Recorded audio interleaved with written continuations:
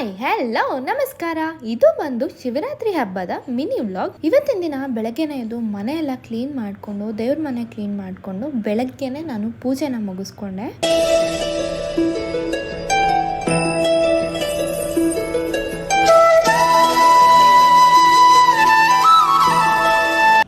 ಪೂಜೆ ಮುಗಿಸ್ಕೊಂಡು ನಾನು ಅರುಣ್ ಅವರು ಹಾಗೆ ಐರಾ ನಮ್ಮ ಮನೆ ಹತ್ರ ಇರುವಂತಹ ಶಿವನ ದೇವಸ್ಥಾನಕ್ಕೆ ಹೋದ್ವಿ.